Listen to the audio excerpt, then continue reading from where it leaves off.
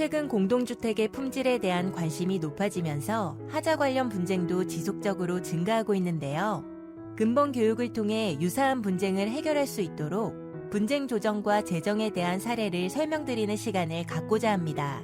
먼저 분쟁 조정과 분쟁 재정 제도에 대해 말씀드리고 사례를 설명드리면 좀 더 이해가 쉬우실 것 같습니다.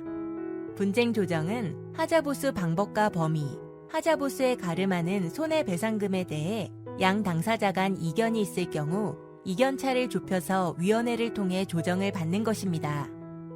양 당사자가 본인이 요구하는 바만 주장하는 것이 아니라 일부는 양보하고 수용하면서 조정에 임한다면 조정이 좀 더 원활하게 이루어질 수 있습니다. 분쟁 재정은 위원회가 재판에 준하는 절차에 따라 하자의 인과관계 유무 및 피해액 등에 대한 법률적 판단을 내려 분쟁을 해결하는 것입니다. 그러면 어떻게 분쟁을 해결할 수 있는지 조정 및 재정 사례를 통해 알아보도록 하겠습니다. 분쟁 조정은 크게 세 가지 사례로 구분할 수 있습니다. 첫 번째로 하자 보수 방법과 범위에 대해 조정하는 사례이고, 두 번째로 보수 실시와 함께 손해배상금을 지급하는 사례, 마지막으로 하자 보수에 가름하는 손해배상금으로 지급하여 조정이 이루어지는 사례입니다. 그럼 하자 보수를 실시한 조정 사례를 말씀드리겠습니다. 조정 사건 첫 번째 하자 보수 사례는 발코니 누수가 발생하였던 곳에 보수를 실시하였으나 재하자가 발생한 사건입니다. 쟁점 사항을 살펴보면 신청인은 발코니 창호 하부에 누수가 발생하여 보수를 받았으나 재하자가 발생하였고, 과연 이번에는 완벽하게 보수를 받을 수 있을 것인지 의문이 들어 차라리 하자 보수 비용을 받아 직접 보수하겠다는 주장을 하였습니다. 피신청인은 하자 보수 담당자가 바뀌어 기존의 하자 보수 이력은 확인이 어려우나 신청인과 협의를 통해 하자를 보수할 의사가 있음을 주장하였습니다. 신청인은 보수 비용을 지급받아 직접 보수를 원하고 있고, 피신청인은 보수 비용 지급은 어려우며 보수 방법과 범위를 협의하여 보수를 하겠다는 주장으로 이견차가 큼을 알 수 있습니다. 기본적으로 우리 위원회 사무국에서는 사실조사를 실시하고 있습니다. 현장을 방문하여 신청인의 주장과 피신청인의 주장, 그리고 하자의 유무 및 상태 등 사실관계 여부를 확인합니다. 현장 실사를 통해 확인한 결과 발코니 창틀 좌우측 하부에 누수가 발생한 흔적과 마감이 들뜬 상태가 확인되었습니다. 위원회의 판단입니다. 양 당사자가 출석하여 진행된 위원회에서 창틀 좌우측의 누수 흔적 및 마감 들뜬 부위의 보수 범위를 확대하여 피신청인이 하자 보수하는 것으로 양 당사자에게 제안하였고, 신청인께서는 기존 하자 보수 비용을 지급해달라는 주장에서 위원회가 제시한 보수 방법과 범위로 보수를 받는 것으로 의견을 바꿔주셨습니다. 피신청인은 하자 보수 의무가 있으며 보수 의사가 있는 것으로 확인되어 피신청인이 하자를 보수하는 것으로 결정하였습니다.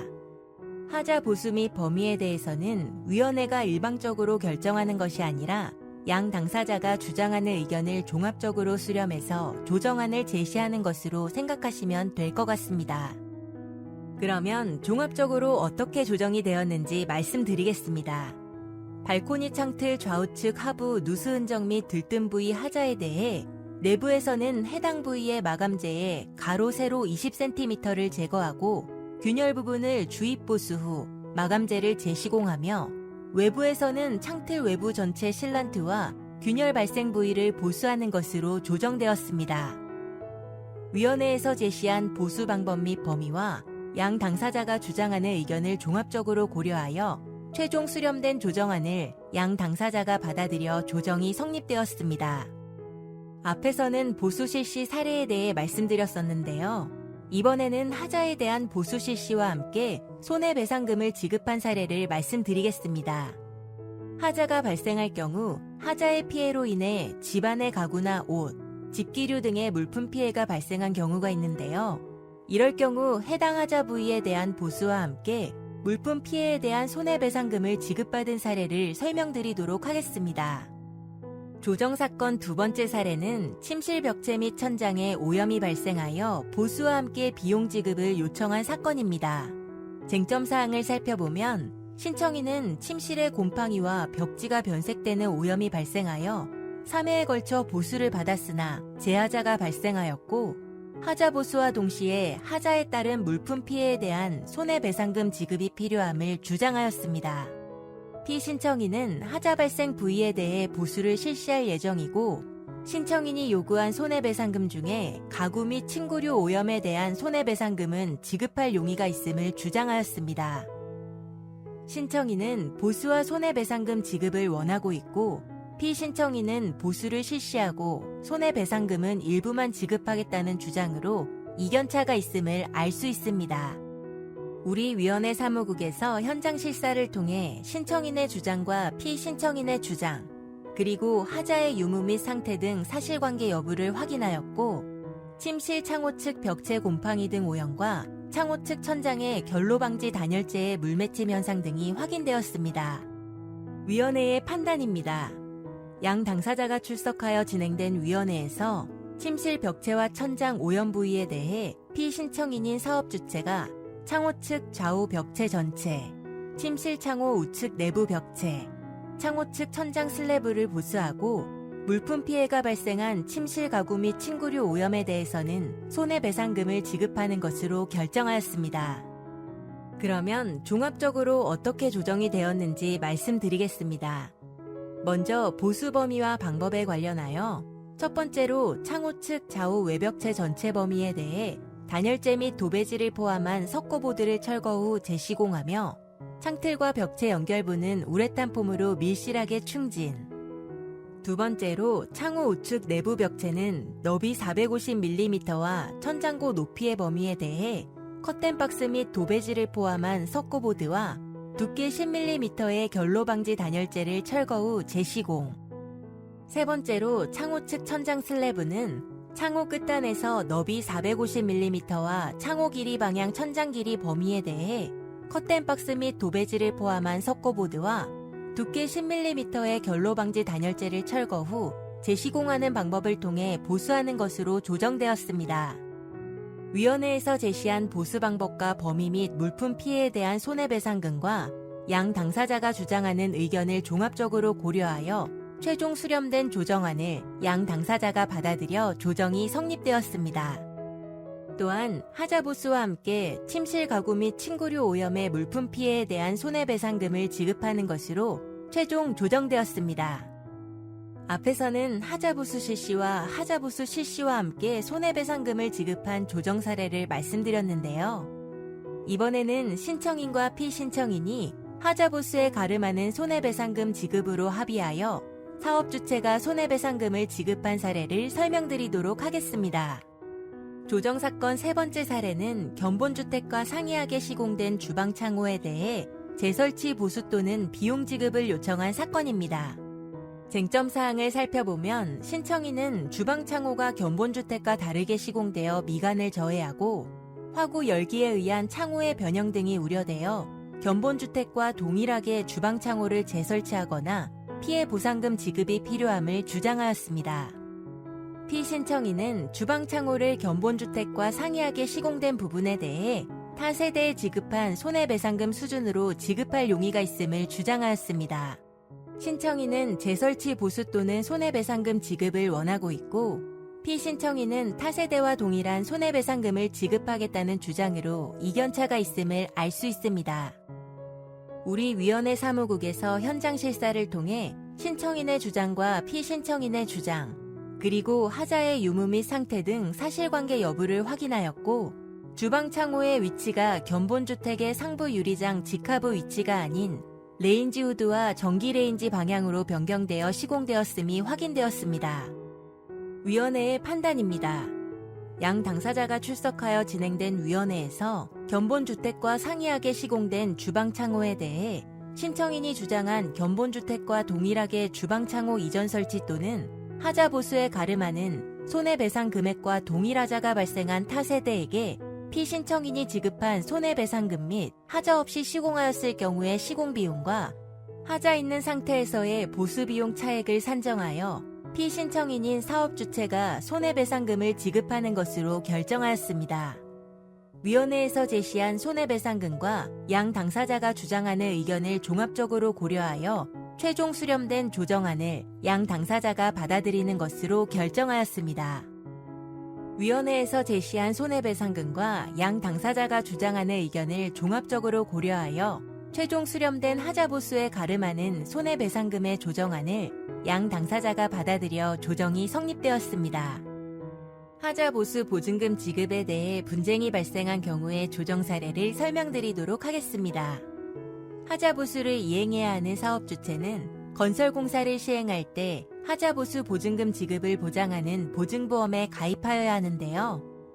부도가 나서 파산을 했거나 폐업을 했을 경우 등 하자보수 이행이 어려운 경우에는 입주자 대표 회의 등이 하자보수 보증금의 보증서 발급기관을 상대로 하자보수 보증금 지급을 청구할 수 있습니다. 이때 하자보수 보증금의 보증서 발급기관과 분쟁이 발생할 수가 있는데요.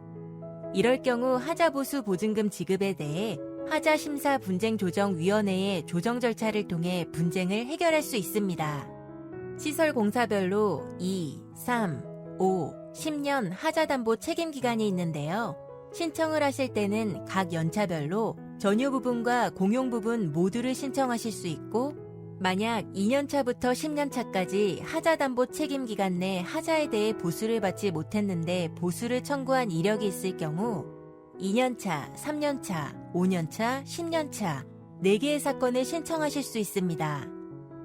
또한 하자보수 보증금 지급 사건은 집합건물의 소유 및 관리에 관한 법률의 구분 소유자 전원으로 구성되는 관리단 또는 공동주택관리법상 아파트 등 공동주택의 입주자 대표회의가 신청할 수 있습니다. 조정사건 네 번째 사례는 하자보수를 이행하여야 하는 사업주체가 폐업하여 2, 3, 5, 10년차 하자보수 보증금 지급을 요청한 사건입니다. 이 사건의 경우 신청인은 관리단이었습니다. 신청인은 사업주체가 폐업하여 하자보수 이행이 어려워 하자보수 보증금의 보증서 발급기관이 이 사건 하자에 관한 하자보수 보증금을 신청인에게 지급해달라고 조정을 신청한 건입니다. 이에 대해 피신청인인 보증서 발급기관은 위원회의 분쟁조정 결과를 검토한 후에 보험약관에 따라 진행을 하겠다라는 의견을 제시하였습니다. 하자보수 보증금 청구 사건의 가장 중요한 사안은 신청인께서 연차별로 발생한 하자에 대해 각 하자별 보수에 필요한 비용을 정리한 하자조사 보고서 자료입니다. 하자 부위에 대해 일위 대가를 포함한 내역서를 위원회에 제출을 해주셔야 이를 근거로 위원회의 조사관이 현장 실사를 통해 신청한 부위의 하자 유무, 신청하자 부위의 물량이 동일한지, 보수 비용을 산정한 내역서가 적절한지 등의 사실관계를 종합적으로 확인을 한다고 이해하시면 될 것 같습니다. 위원회 사무국의 조사관은 신청인이 제출한 하자조사 보고서를 근거로 하자 판정 기준에 따라 현장에서 사실조사를 실시합니다. 신청인께서 해당 시설에 발생한 하자에 대해 각 세부 사건별로 하자의 시설공사별 하자담보 책임기간과 청구 물량, 내역서 등을 근거로 한 청구 금액이 포함되어야 합니다. 신청한 하자 물량과 보수 비용에 대해 관리단 또는 입주자 대표회의인 신청인과 하자보수 보증금의 보증서 발급기관인 피신청인, 그리고 위원회 사무국의 조사관이 합동으로 현장 실사를 진행하며 이때 신청된 하자 발생 위치와 범위 등에 대해 피신청인이 하자의 인정 여부와 범위 등의 의견을 제시하고 조사관은 사실관계와 양 당사자의 의견을 종합적으로 확인하며 하자보수에 인정되는 금액을 파악하고 원가 계산까지 반영하여 최종 산출 비용을 검토합니다. 현장 실사 이후 현장 실사 결과에 따라 검토된 하자보수 범위 및 하자보수 단가와 하자의 유지관리 상태 및 자연 노화가 발생할 수 있는 상황 등을 감안하여 하자보수에 필요한 비용을 연차별로 최종 산출합니다. 양 당사자가 출석하여 진행된 위원회에서 연차별로 산출된 하자보수 비용을 신청인인 관리단과 피신청인인 하자보수 보증금의 보증서 발급기관이 확인 후 양 당사자가 모두 수락하여 조정이 성립되었습니다. 조정이 성립되면 하자보수 보증금의 보증서 발급기관이 위원회를 통해 조정 성립된 하자보수 비용을 관리단에게 지급을 하고 관리단은 지급받은 보수 금액으로 보수를 진행하게 됩니다. 연차별 하자보수 보증금 지급 청구 사례는 설명드린 절차를 통해 진행이 됨을 이해하시면 될 것 같습니다. 지금부터는 분쟁 재정 사례에 대해 설명드리도록 하겠습니다. 앞서 설명드린 분쟁 조정은 양 당사자가 요구하는 서로의 주장에 대해 양보 및 수용하고 위원회가 보수 방법 및 범위 또는 하자보수에 가름하는 손해배상금에 대한 합리적인 안도 제시하면서 합의를 통해 분쟁을 해결합니다.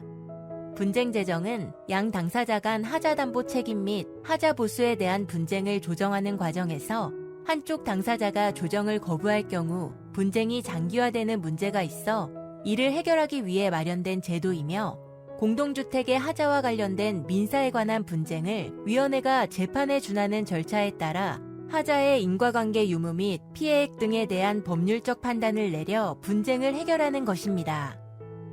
두 제도의 가장 큰 차이점은 양 당사자의 합의를 통해 분쟁을 해결하는 것이 분쟁 조정, 재판에 준하는 절차에 따라 법률적 판단을 내려 분쟁을 해결하는 것이 분쟁 재정으로 이해하시면 될 것 같습니다.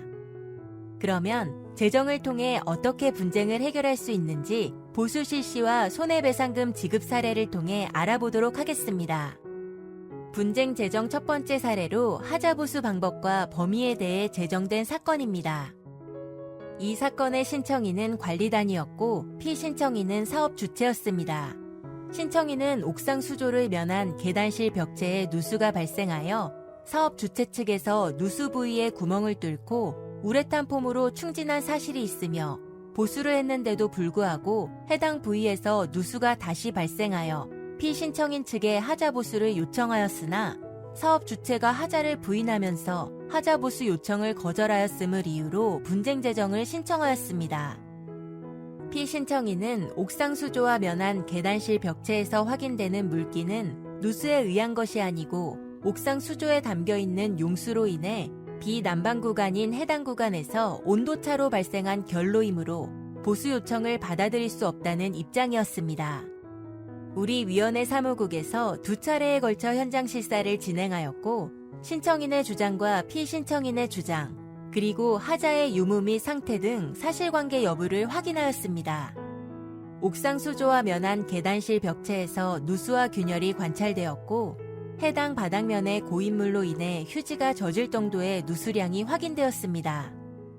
특히 시멘트 성분이 용출되어 발생하는 백화 현상이 1차보다 2차 현장 실사에서 더욱 심화된 점에 비추어 볼 때 해당 부위의 누수가 지속적으로 있는 것으로 판단되었습니다. 분쟁 재정은 신문의 기일을 정하고 공동주택관리법 시행령에서 정하는 바에 따라 신문 기일에 당사자를 출석시켜 구두로 의견을 진술하게 하여야 합니다.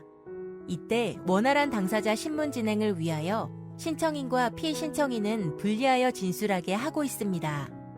다만 당사자가 질병, 해외 체류 등의 사유로 신문 기일에 출석하여 의견을 진술하기 어렵다고 인정되는 경우 서면으로 진술하게 할 수 있습니다.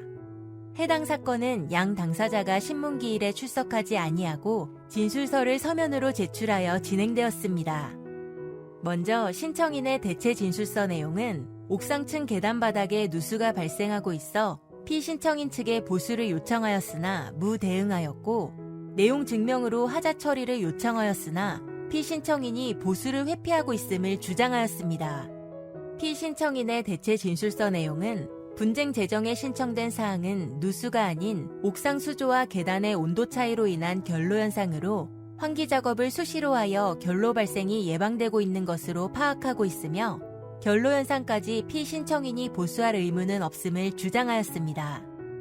신청인과 피신청인이 제출한 사건 관련 자료와 현장 실사, 그리고 당사자 신문 절차를 통해 위원회에서 해당 안건에 대한 심의와 의결을 진행하여 제정합니다. 참고로 의결한 재정 문서는 당사자에게 송달된 날부터 60일 이내에 당사자 양쪽 또는 어느 한쪽이 그 재정의 대상인 공동주택의 하자담보 책임을 원인으로 하는 소송을 제기하지 아니하거나 그 소송을 취하한 경우 재판상 화해와 동일한 효력이 있습니다. 그럼 위원회의 법률적 판단에 따른 재정 결과를 말씀드리겠습니다. 현장 실사가 결로 발생 가능성이 낮은 하절기에 진행되었음에도 누수 양상이 확인되는 바, 이를 유지관리 소홀로 인한 결로 현상으로 단정하기 어려운 점, 옥상 수조의 용수가 계단실 벽체의 균열을 통해 용출되어 발생하는 백화 현상이 1차보다 2차 현장 실사에서 더욱 심화된 점, 피신청인이 과거 해당 벽체에 우레탄 충진 공법으로 보수 공사를 시행하였음에도 누수 현상이 지속적으로 발생한 점 등을 판단의 주요한 근거로 하였습니다. 피신청인의 공사상 잘못으로 인하여 누수를 동반한 균열이 발생하였고, 이는 건축물의 안전상, 기능상, 미관상 지장을 초래하는 하자에 해당하므로 단순히 계단실 벽체 보수만으로는 하자의 치유가 어렵다고 보이며, 피신청인은 신청인에게 옥상 수조를 면하는 계단실 벽체, 옥상 수조 내부 바닥 및 벽체에 대한 방수 공사를 이행할 의무가 있으므로 제정하였습니다. 보수 방법과 범위에 대해 말씀드리겠습니다. 옥상 수조 외부의 옥상 계단실 벽체는 실이 5200mm의 균열 부위에 주입식 공법으로 보수하고 너비 5200mm, 높이 4750mm의 범위에 대해 도장을 재시공하고, 옥상 수조 내부 바닥 및 벽체는 기존 수조 내부의 방수층을 제거 및 바닥면을 정리한 후 폭 0.3mm 이상은 충전식 공법으로, 폭 0.3mm 미만은 표면 처리 공법으로 보수하며 옥상 수조 내부 전체에 대해 방수를 실시하는 것으로 보수 방법과 범위를 정하였습니다. 분쟁 제정 두 번째 사례로 하자 보수에 가름하는 손해배상금으로 제정된 사건입니다. 이 사건의 신청인은 입주 초부터 주방 레인지 후드의 흡입 불량으로 연기가 안으로 빨려 들어가지 않고 밖으로 나오고 있어 레인지 후드 내부 배관 공사 또는 하자 보수에 필요한 공사비를 지급해달라는 이유로 분쟁 제정을 신청하였습니다. 피신청인은 주방 레인지 후드의 모터를 교체하였고, 레인지 후드의 내부 주름관 연결부를 밴드로 재시공하였으므로 하자를 부인하며 하자 보수와 손해배상금 지급을 할 수 없다고 주장하였습니다. 우리 위원회 사무국에서 현장 실사를 진행하였고, 신청인의 주장과 피신청인의 주장, 그리고 하자의 유무 및 상태 등 사실관계 여부를 확인하였습니다. 레인지 후드의 휴지 흡착 간이 시험 결과 1, 2, 3단의 모든 풍량 단계에서 휴지가 제대로 흡착되지 않았고, 오히려 일부 역풍 현상까지 확인되었습니다. 또한 신청인이 제출한 증빙 자료에 의하면 레인지 후드 내부 주름관과 외부 배출용 PVC관의 연결 부위가 배기 흐름의 지장을 초래할 정도로 꺾여 있는 사실이 확인되어 이와 같은 시공 결함이 레인지 후드의 흡입력 부족을 야기한 직접적인 원인으로 판단되었습니다. 해당 사건은 양 당사자가 신문기일에 출석하지 아니하고 진술서를 서면으로 제출하여 진행되었습니다. 먼저 신청인의 대체 진술서 내용은 주방 레인지 후드의 흡입 불량이 발생되어 모터 교체와 주름관 이음새의 밴드 교체를 받았지만 흡입력 부족의 하자 현상이 지속되고 있으며, 레인지 후드의 내부를 내시경 카메라로 확인한 결과 주름관이 직각으로 꺾여 공간이 좁아진 상태로 70% 이상의 바람이 역류하는 것으로 확인된다고 주장하였습니다. 피신청인의 대체 진술서 내용은 주방 레인지 후드의 모터를 교체하였고, 레인지 후드의 내부 주름관 연결부를 밴드로 재시공하였고, 보수 후에 납품업체에 성능을 의뢰한 결과 정압, 풍량, 입력 전력, 소음이 표준치에 적합한 것으로 확인되어 하자가 아님을 주장하였습니다. 그럼 위원회의 법률적 판단에 따른 제정 결과를 말씀드리겠습니다. 피신청인이 모터 교체 및 주름관 체결 부위를 고정하였음에도 불구하고 현장 실사 시 모든 풍량 단계에서 휴지가 제대로 흡착되지 아니하고 일부 역풍이 확인되는 등 레인지 후드가 정상적으로 작동하지 않음이 확인된 점, 레인지 후드 주름관과 외부로 향하는 PVC관을 연결하는 부위가 배기 흐름에 심각한 지장을 초래할 정도로 꺾여 있는 사실 등을 종합하여 볼 때 이 사건 해당 부위의 하자가 여전히 남아있는 것으로 판단되었습니다. 따라서 위원회가 적절하다고 판단하는 하자 보수 방법 및 범위에 대해 신청인이 제출한 견적서의 하자 보수 비용이 불합리하다거나 부당하다고 볼 수 없으므로 하자 보수에 가름하는 손해배상금을 지급할 의무가 있는 것으로 제정하였습니다. 지금까지 설명드린 조정과 제정 사례들을 참고하셔서 공동주택에서 발생하는 하자의 사전 예방과 하자로 인해 발생하는 분쟁이 최소화되었으면 합니다. 그럼 이것으로 분쟁 조정 및 제정의 주요 사례에 대한 교육을 마치도록 하겠습니다. 감사합니다.